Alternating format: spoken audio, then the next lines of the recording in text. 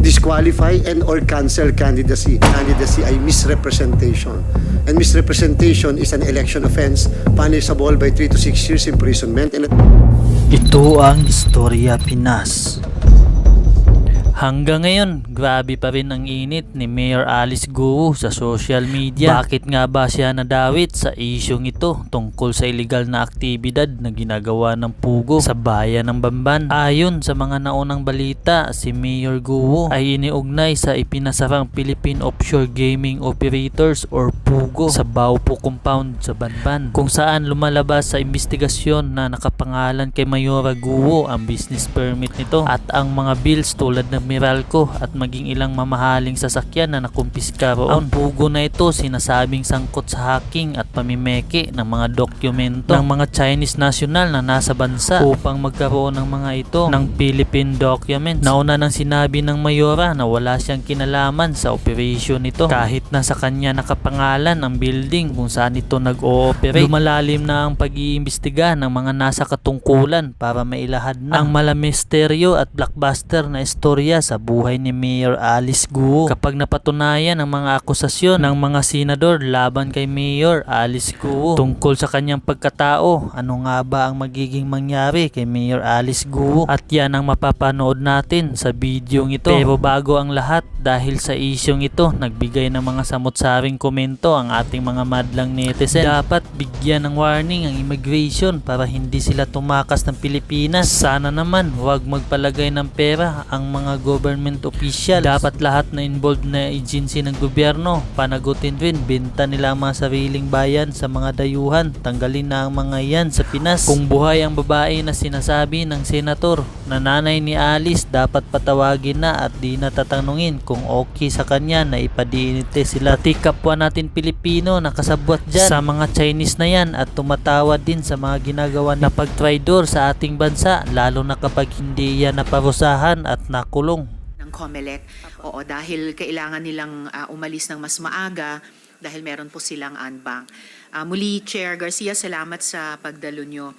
I just have a few questions for the COMELEC regarding yung subject ng investigation ng komite sa ngayon.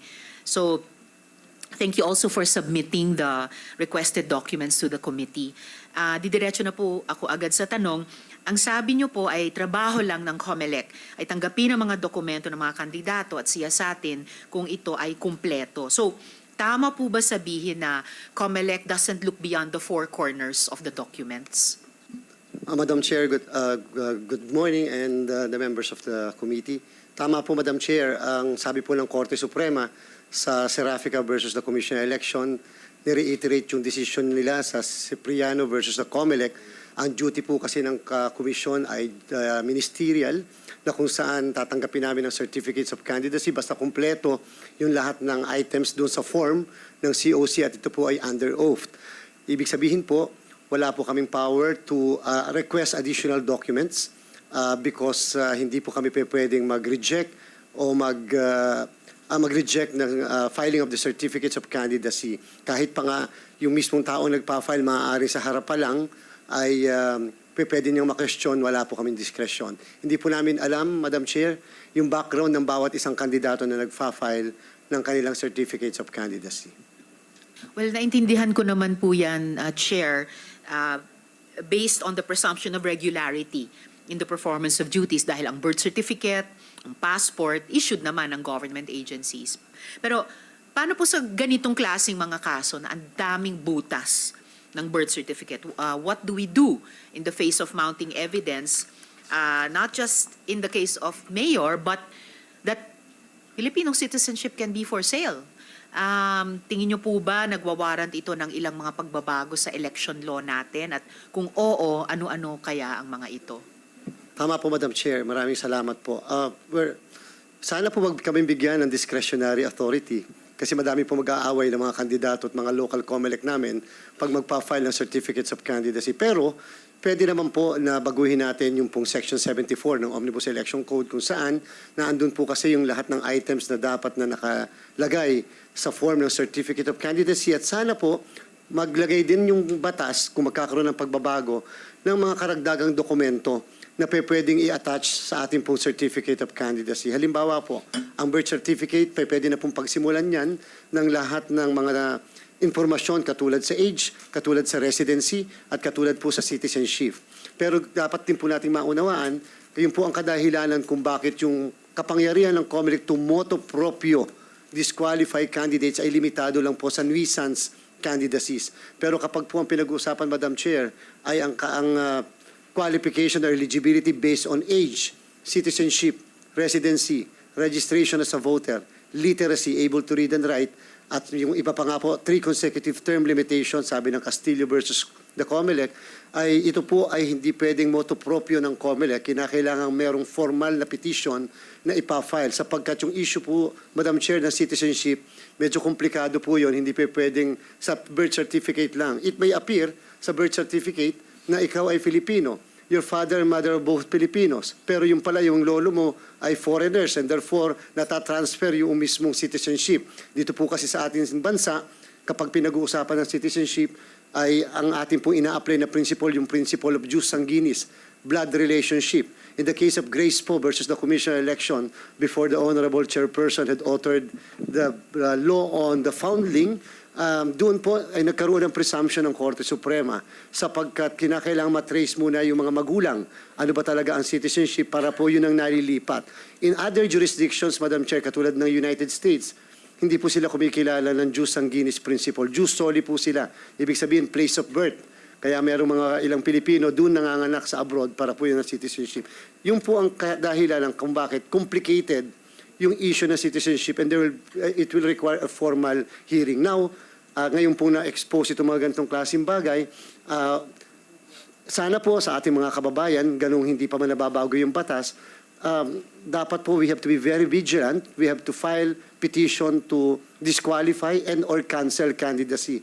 For information, Madam Chair and the members of the committee, pag po kasi age, citizenship, residency, registration as a voter, and literacy, hindi po siya disqualification petition. Siya po ay proper ground for a petition to deny due course and or cancel candidacy under Section 78 in relation to Section 74 of the Omnibus Election Code. Meaning, pag kinancel po namin ang inyong candidacy, you cannot be substituted because as if you did not become a candidate. Yung po yung, kaya po sana po aware tayo dahil may period po yung filing ng mga ganitong klaseng petition. Ito po ay pwede lang i-file within 25 days after the date of the filing of the candidacy. Failure to file within that period, wala na pong jurisdiction ang Commission on Election. Maraming salamat, Chair. And very well noted din yung dahil in aid of legislation, yung investigasyon, pati yung mga payo nyo na pwede namin pag-aralan, mga pag-amyenda, particular sa sections 74 at 78 ng Omnibus Election Code. At kung mapatunayan na peke yung birth certificate ni Mayor and kung mapatunayan na she is not in fact a Filipino citizen, ano po yung magiging pananagutan niya? Kung sakali po, Madam Chair, na magpapile muli ng Certificate of Candidacy at a formal petition will be filed, remember po, katulad na nabanggit ko, ito po hindi ground for disqualification, ground po ito ng cancellation of candidacy. Ang basis po ng cancellation ng candidacy ay misrepresentation.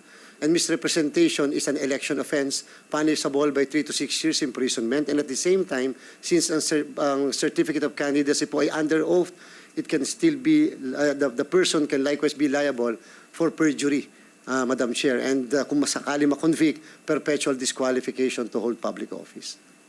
And huling tanong mula sa akin at this point, Chair, kung siya po ay matanggal sa pwesto, just for the sake of our listening and viewing public, sino po yung aakyat? Yung natalo po ba na kandidato o yung kanyang vice mayor? Kung sakali po, Madam Chair, na nakapag-file ang isang registered voter bago mag-eleksyon during the period na binabanggit ko ng cancellation of candidacy, kahit po yung kandidato ay nanalo, that COMELEC retains jurisdiction, and if later on, kahit siya ay public official na elective at that, at we found out na talagang nagsinungaling o nagkaroon ng misrepresentation, canceled ang candidacy, naging final ang kanyang ang cancellation ng candidacy, ang uupo po ay ang second placer. Because according to the Supreme Court, as if hindi siya naging kandidato, yan po yung kaso doon sa Lucy Torres case. Ngayon po, Madam Chair, kung hindi po walang na-file, katulad po sa kasalukuyang pangyayari, walang na-file na kaso sa COMELEC, na cancellation of candidacy. Subalit, kung later on magkaroon ng isang kaso, halimbawa petition for co-warranto na pwedeng ma-file ng opisina ng Solicitor General, then in that case, at magkaroon po matanggal, the rule on succession shall be applicable. Vice Mayor po yung uupo kung sakali po. Maraming salamat, Chair. So depende sa gagamiting proseso yung magiging outcome para sa bayan ng Bamban kung sakali. Those are all the Chair's questions for the good COMELEC Chair. Unless may tanong yung mga colleagues ko, then we will excuse the good Chair. Yes, Sen. Sherwin. Tatlong SALN ninyo. Nabanggit nyo kanina, Mayor, na 17 years old kayo unang pinapirma ng tatay nyo ng cheque. Menor de edad pa po. Bakit po kayo pinapapirma ng cheque noon?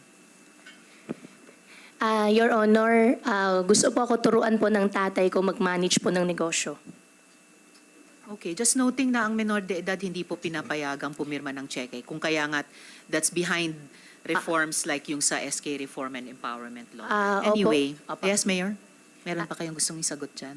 Your Honor, I might be wrong dun sa 17, pero baka mga 18 or 19 years old.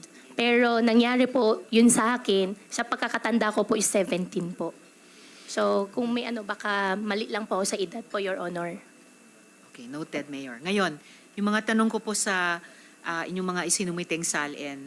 So, meron po kaming kopya dito na SALN as of June 30. Ito po ay SALN na version na... Ay, salamat po, Sen. Jinggoy. Yung June 30, 2022 SALN nyo, pinadala ng inyong council. Meron din po akong July 1, 2022, isang araw lang ang pagitan, padala naman ninyo, Mayor.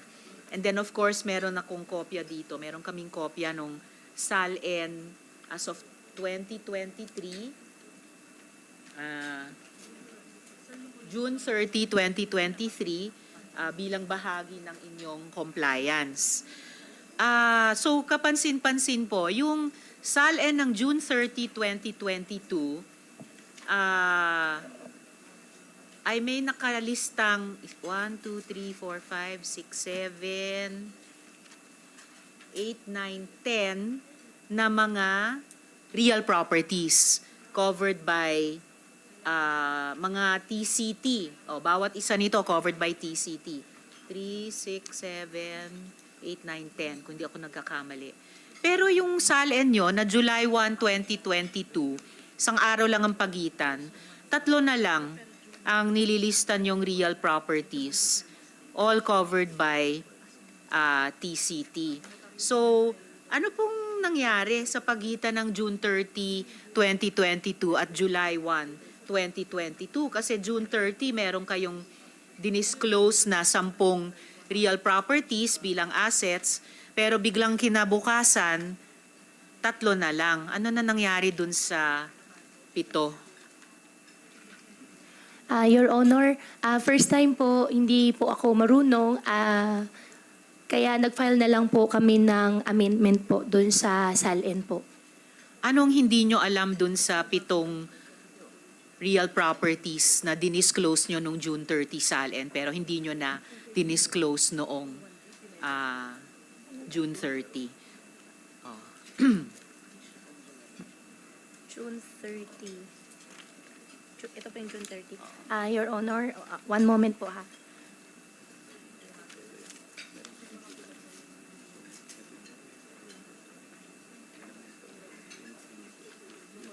Dapat nga, kung nagkamali sa unang SALN the day before, baka dahil kulang ang dinisclose at i-disclose yung buo, yung lahat the day after. Baliktad ang nangyari, nabawasan. Okay.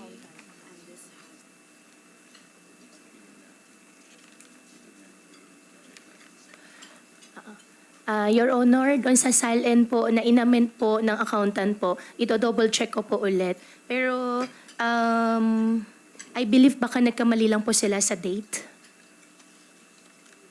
So, inamend ng accountant. Pero, syempre, i-check ito ng mga legal officers nyo at pipirmahan nyo.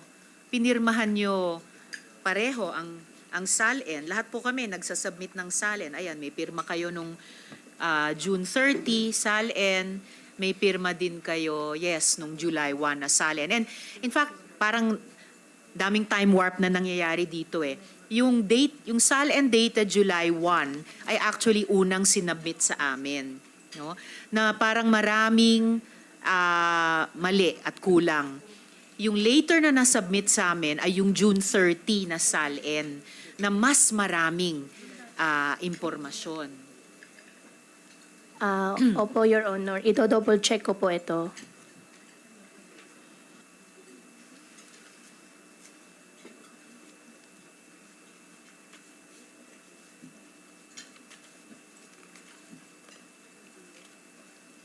So during this hearing, Mayor, ihintayin po ng komite yung sagot ninyo galing sa inyong Council po. sino yung sinabi niyo nag-draw up nito? Yung accountant ninyo ba? Opo, at yung council po. Oha, at saka yung council. Pero alam naman po ninyo, ang SALN ay public document, taon-taon ini-expect sa ating mga nagtatrabaho sa gobyerno at dapat makatotohanan at walang inililihim. Opo. Kailan po ginawa yung amendment sa unang SALN? Kailan inamend yung June 30 SALN para maging July 1, 2022 SALN? Sorry. Or rather, okay, kasi nakakalito talaga yung mga Opo. time... Well, sorry, nakakalito yung mga time warp sa dokumento ninyo.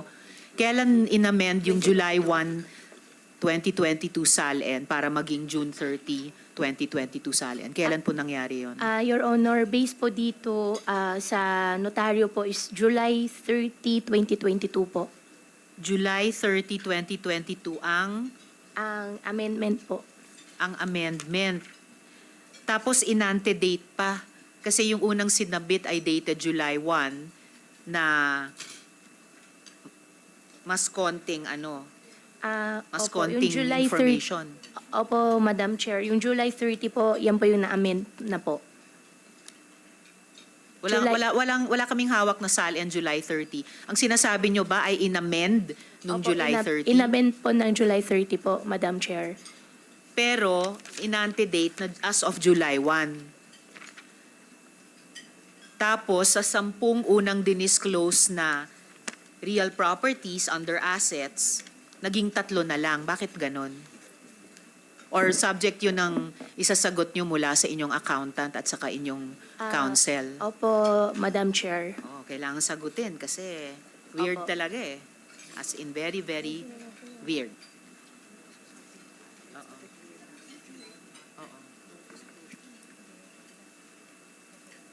At saka po, Mayor, sagot, yung July 1 SALN, ayun, business interests and financial connections not applicable. Walang disclosures. Samantalang yung, samantalang yung June 30 SALN, naka-disclose at least yung QJJ Embroidery Center at yung yung Conhorc Summer Real Estate Group. Pero yung amended SALN nyo, nasabi nyo inamend July 30, submitted dated July 1, wala na po yung QJJ Embroidery, wala na rin yung Conhorc Summer. So pakipaliwanag din bakit ganon. Opo, Madam Chair. Madam Chairman, double check ko na po ngayon sa council po at sa accountant po. At within the day po, magbibigay po ako ng sagot po doon sa question niyo po. Yes, dagdagan ko lang po yung kailangang sagutin. Opo. At within the day dahil Opo. inihambing din namin yung SALNs ninyo noong Opo. 2022 at yung SALN ninyo dated naman 2023. Specifically, June 30, 2023. Teka, excuse me. This is also 2022.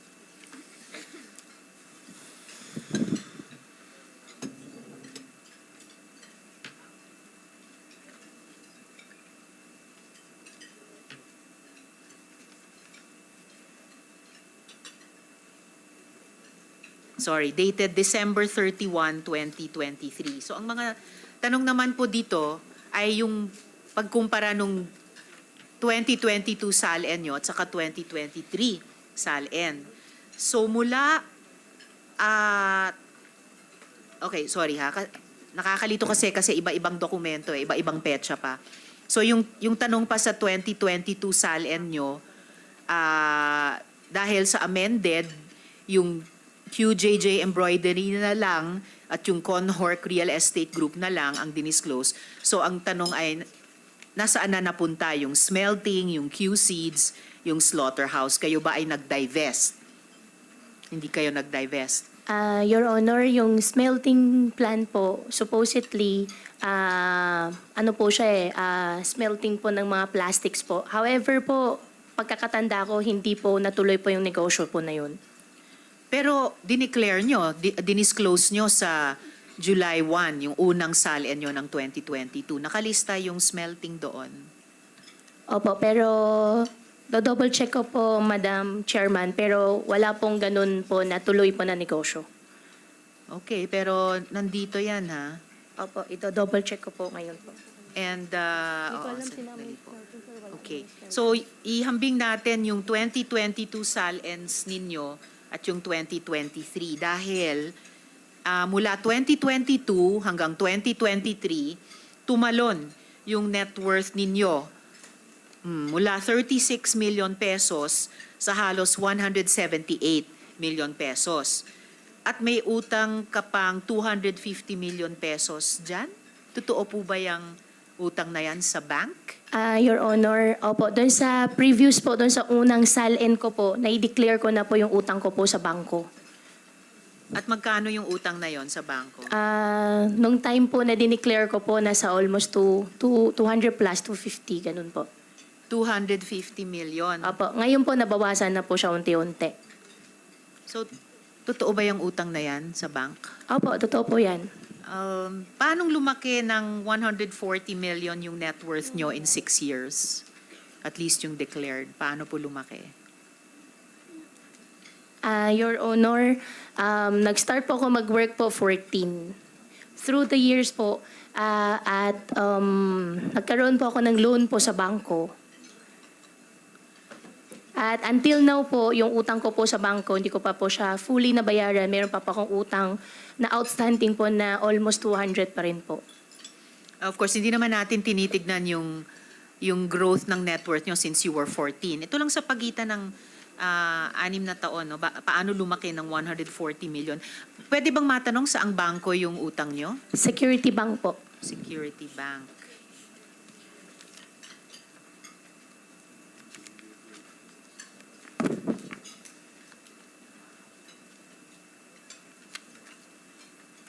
Security Bank. Okay. Para saan po yung utang? Sa farm po, doon sa piggery po. Tapos, may mga dokumento kayong magpapatunay sa pagkakautang na yan? Meron po. Pwede po ako mag-provide po. Alright. Hingi po ako sa Salamat. bangko po. And kaya ako po itinatanong ang mga detalyeng ito dahil yung SALN dapat truthful statement ng net worth nyo bilang public official. Opo. No?